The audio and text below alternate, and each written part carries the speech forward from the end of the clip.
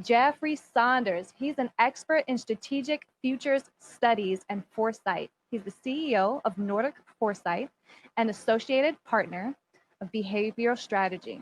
He formerly served as director at Copenhagen Institute for Future Studies, chief consultant at head of Signal Architectures workplace analytics team, and he's a former advisor at the Office of the Secretary of Defense Stability Operations. He has both strategic and practical experience in helping organizations do strategic ambitions into workplace strategies. He has authored many studies and articles on the future of work and the workplace for organizations all around the world.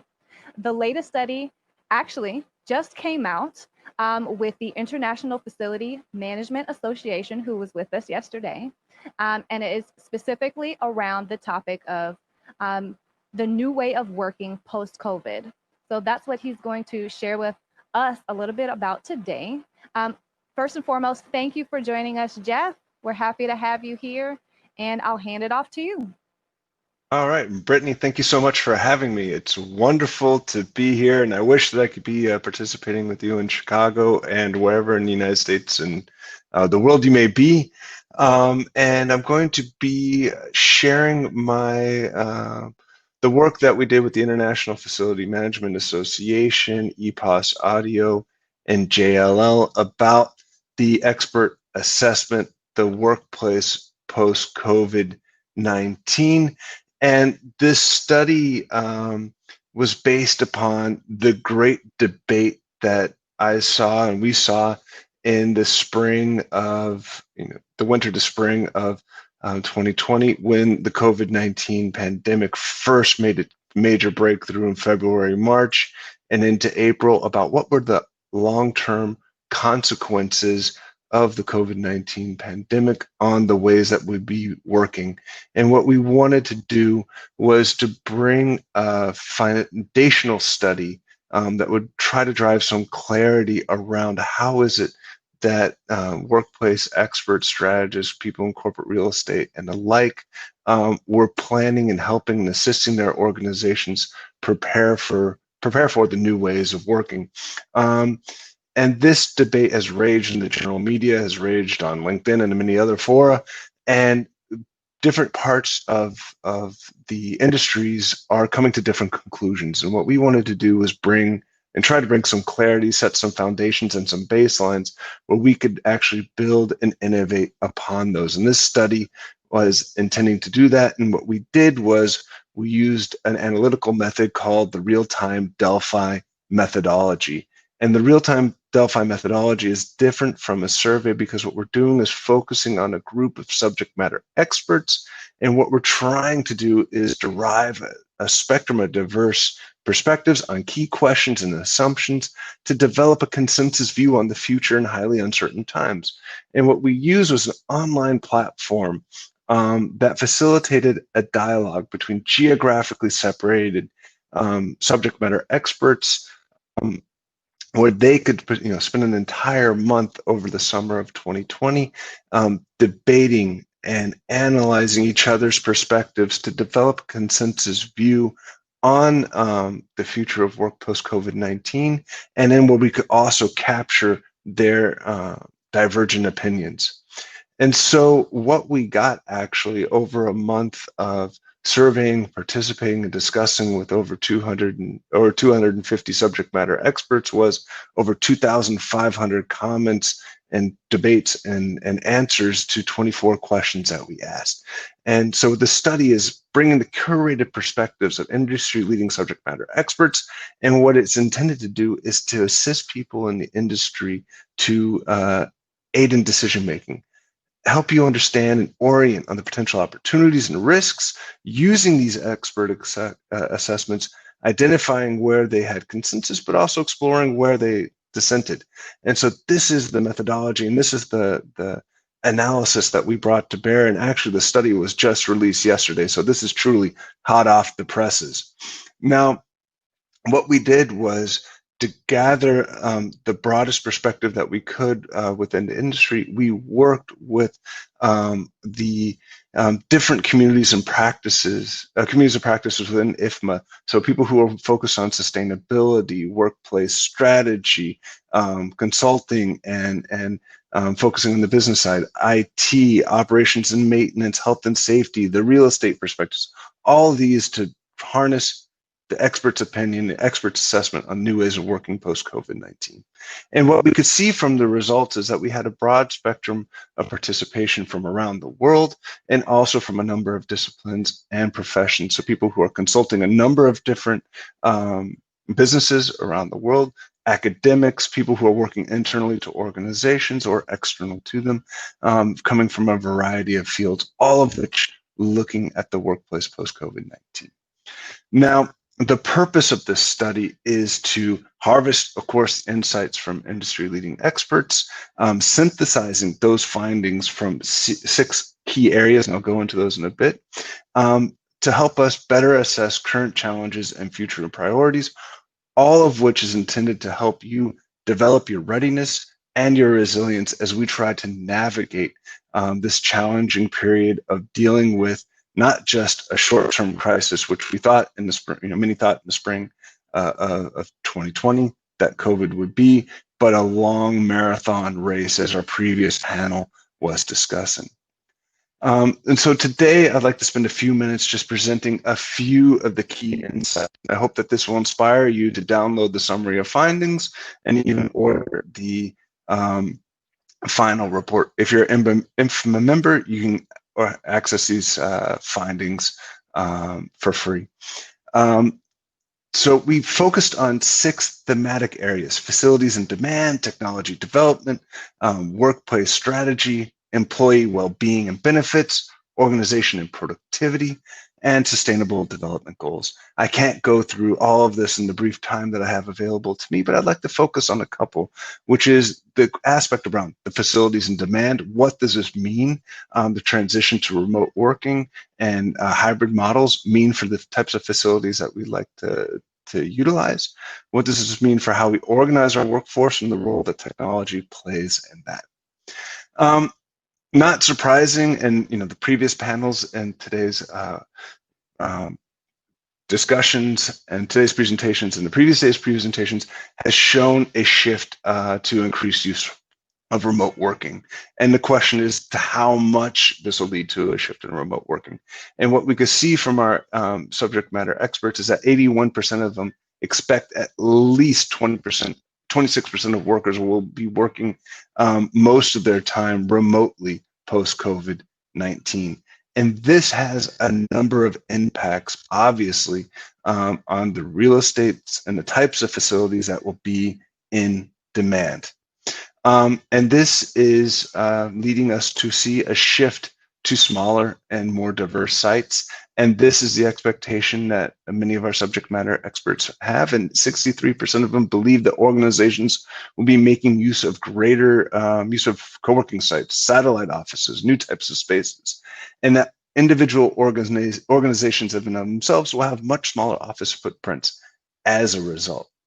And this leads to a shift. And what we can see from many of the conversations is that the budgets particularly will be shifting from the real estate space as organizations downsize their physical footprints over to the digital experiences. And so we'll see this shift away from buildings and design over towards the digital experience and technologies that better enable organizations to tune the physical spaces that remain. These are going to be some of the key aspects as a result. And it also will shift how we think about the energy investments that we're doing to make buildings more efficient in terms of course, energy and water and waste, et cetera, et cetera. But one of the challenges that comes into this is how do we justify the business case? And this is what some of the conversations that the experts were actually in disagreement upon, where they believe that budgets will be made available to invest in energy efficiency and other types of efficiency improvements, but the business case to justify those investments will be quite challenging because what do we do with all the excess space that we have? And so we see some quite interesting comments from our expert panel, and we start talking about the condition, what will be the market over the next 10 years' time. And what many of them are seeing is that commercial real estate business will be in a state of oversupply. Many think as much as for the next 10 years. And those have to think about how do they use aspects of workplace design to use and to right size the space that they have more efficiently as organizations shrink their portfolio spaces. And each company will have to figure out in their workplace strategy, their intentional design of their spaces and places to the type of activities and talents they need to attract and the work they need to do. And each company will have to figure out what works best. And so we'll see some quite challenging and potentially some stupid decisions as organizations make some wrong choices. Some will make a shift to 100% remote working because they could think they could save a ton of costs without thinking about the implications that that could have on the innovation capacities of their organizations. Now, this doesn't mean that space will become irrelevant. And as the previous panel was talking about, this is because social connections are still quite important. And our subject matter experts identified their 4 top reasons why people will return to the office. Primarily, we need social interactions. We need to address complex interactions and tasks with one another. Many of us cannot work from home and are dealing with the stresses and tensions of having children at home, having a home working environment that was not designed for 1, 2, or more people to be working and studying and living at home all at the same times. And then also because not all aspects of knowledge work can be done from home. We need access to unique facilities and the like. So these are some of these things that will drive people back to the office. And of course, technology development, such as we're doing now with conducting webinars where we're interacting from around the world, has enabled us to do interactions that we couldn't have done a decade ago to the same degree. These are beneficial, but they're not quite the same experience that we could be having. Right now, I'm giving my presentation to you all, but my audience direct in the room are my 2 dogs. And while they give me a lot of great feedback, it's not quite the same feedback that I would be getting in the interaction with you all in the physical space. And that's something that I miss as I'm doing this presentation now. So these high-level interactions are best in person. And when we talk about the fatigue in Zoom meetings, I don't know how many of you feel quite tired when we do a lot of video conferencing and things like that. It's because that aspect, that communication that you can see from people's face, the micromusculature as their expressions change and things like that. Our brains are tuned or developed to seek out that information. And when we can't get access to it because the technology isn't quite good enough yet, it fatigues us and it also builds some distrust in it as well. So we need space. But what type of spaces will we see moving forward? And what we see from our review of the expert assessment is that demand is shifting. Individual companies will demand less real estate, but within the classes of real estate, we're seeing a shift, or we will see a shift from Class C types of spaces and places over to Class B and towards Class A, the best quality of real estate within a specific market, to co-working locations and new hybrid solutions. And there'll be a lot of movement in the market because even within Class A settings, as organizations shrink their footprints, this will enable a surplus of real estate to emerge, and others will be able to move into these spaces as well. So we'll see a lot of dynamic action in the market even while individual footprints are shrinking. And ultimately, the impacts of what types of services and functionality will become most important depends upon where the talent moves. Humans are social beings, and the cities are social settings. And so this will ultimately bring people back together. Now, this brings in some key aspects, and this was the conversations that we were having in the previous panel about how is it that we should organize and ensure that productivity occurs. And we talk about transparency, and also a key aspect is around trust. And one of the troubling aspects of the COVID-19 pandemic was when many organizations, particularly smaller organizations than the ones that we typically hear about, have been forced into remote working, they have not previously had experience with it. And you have many managers who manage by the old school way of thinking that if I can't see you, then you're probably not working. And so you actually have had explosion in a lot of workplace monitoring technologies that have provided a big challenge for organizations. So that aspect of maintaining trust is paramount for a successful distributed workforce. These are key aspects that are quite important.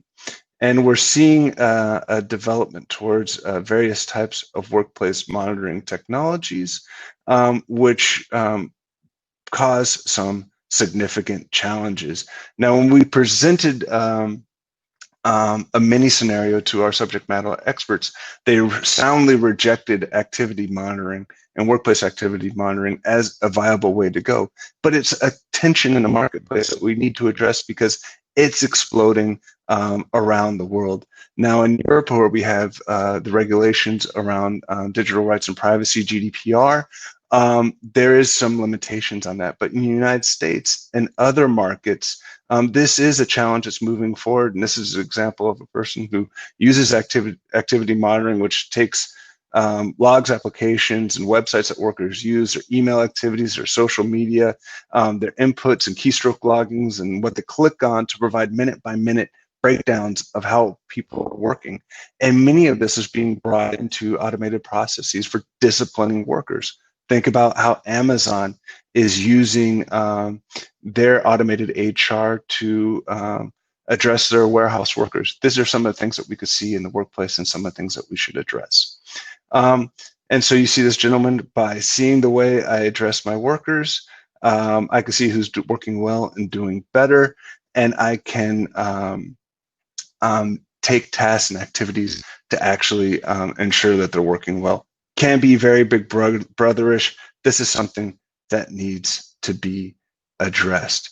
And I can see that I'm running short on time. So before I open up an entirely new space in the analytics around diversity and inclusion in the workplace, which is an incredibly important topic, I'll leave the rest of the presentation to be disseminated.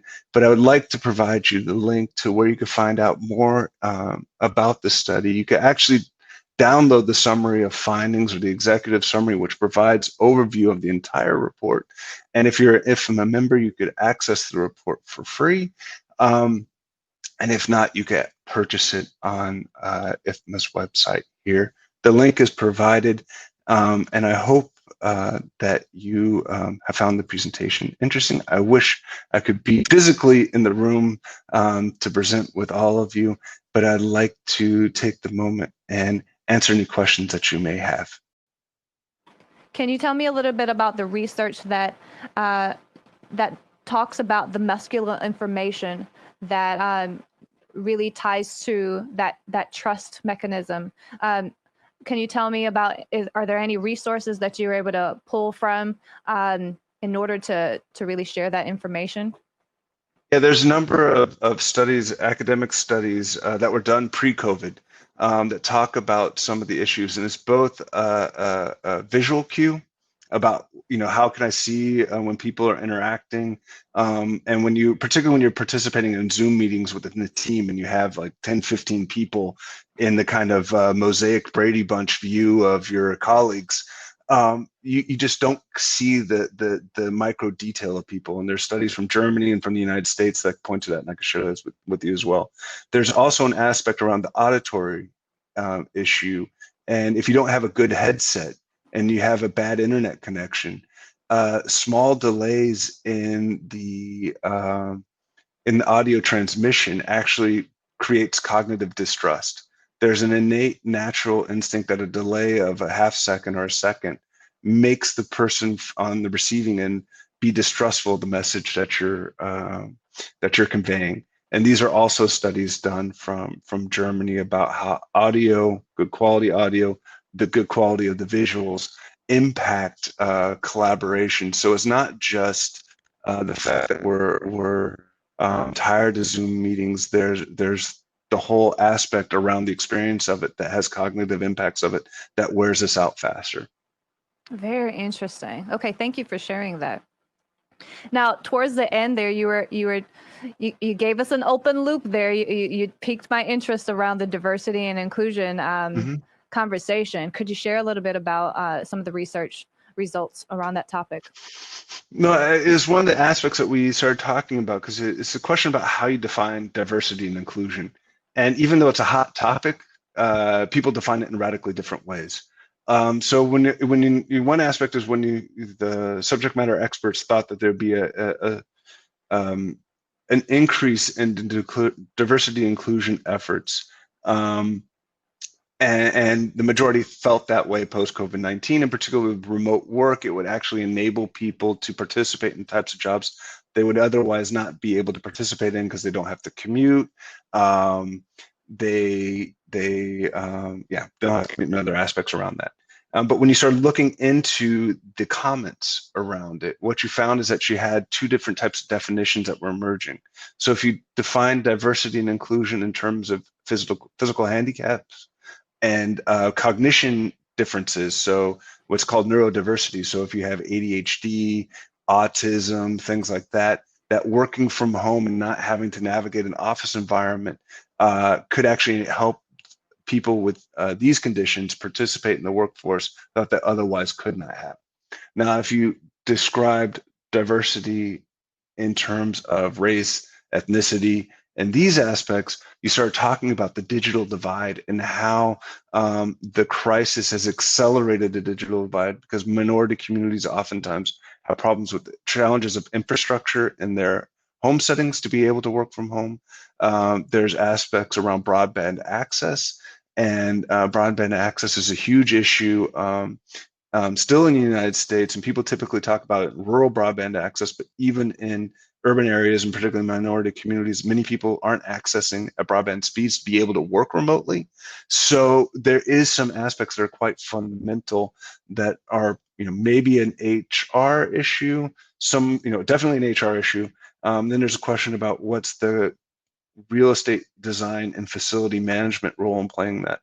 And there's a lot of debates to be had around that space because you could design for diversity, but the question is how does that interplay and where the weightings and the definitions around it need to be addressed as well. Yeah, that kind of goes back to the investment question, right, that you raised earlier. How do you justify those business cases around the investment and the type of investment and where does it live? I think that's really interesting. Could you share a little bit more about, what are the obstacles? I mean, you kind of mentioned a little bit before that this is a really hard conversation, but what do you think are our organization's primary obstacles to getting alignment? We actually had a question around that, which is there's lots of challenges. One is the siloed nature of the specializations and getting them to be better aligned. Then you have the aspect around who should lead the transition and who has the right skill sets and competencies to build a team that function around this. Do you have the C-level backing for it? And then can you get the different organizational maturity levels and the understanding on the investments on the technical side, but also the human-centric side? Can you actually create alignment among those competencies and a kind of recognition of the value that each have to add? And that's some of the things that still need to be addressed. And then there's the aspect around, okay, is this being more digitally driven, particularly as more people work remotely? Then there's the aspect around the whole data and who owns the data and the mess around that. Because you have that whole ecosystem of all these devices, technology platforms, us creating data. And then the question is, who owns it? Who's adding value to it? Who owns the value-adding aspects of it? The IT has certain agreements in place with certain providers. FM has different, providers and different standards. HR has their own. How do you integrate all that? That's, all these are challenges, and it's just a big spaghetti mess that you have to kind of pull apart and then try to put back together in a way that makes sense and adds value to the organization. Yeah, I'm remembering our podcast now, like even before the pandemic. I mean, we were talking about megatrends and getting alignment to the different parts of the organizations that really have to think about how workplaces support employees and individuals, and it's facilities management, IT, and HR. That's what we talked about then, and it's no different now. Only the circumstances are different, where we'll have to really support in a more comprehensive way. It just heightens the need to do that now that much more so, which is really, really interesting. And it's a question of how do you integrate these entities together, and you're actually having the emergence of the head of the digital workplace experience, which is adding a new player to the mix. And so that question is how do you bring it together in a way that makes sense for the organization and the intentionality and thinking through. So it's that opportunity for workplace management to really take a step up and take a role in kind of executing and fulfilling on the organizational strategy. And that requires but that's the fascinating discussion that's going to be had over the next couple of years of sussing out what that all means. Oh yeah, absolutely. So just going to give a couple more moments to allow for any questions to come in. Do we have any questions coming in from LinkedIn or YouTube? Okay. All right. Just want to give a quick shout out to Sean DeWillis. Thank you for appreciating the content out there on LinkedIn. I think that's it. I'm not seeing any comments come in here in our Hop-In platform, but I do want to thank you, Jeff. Thank you so much for your presentation and signing in all the way from Denmark. I really, really appreciate My pleasure. it. Yep. Thank you. I wish I could be in Chicago and take part in person, but what can you do? Yep. Yep.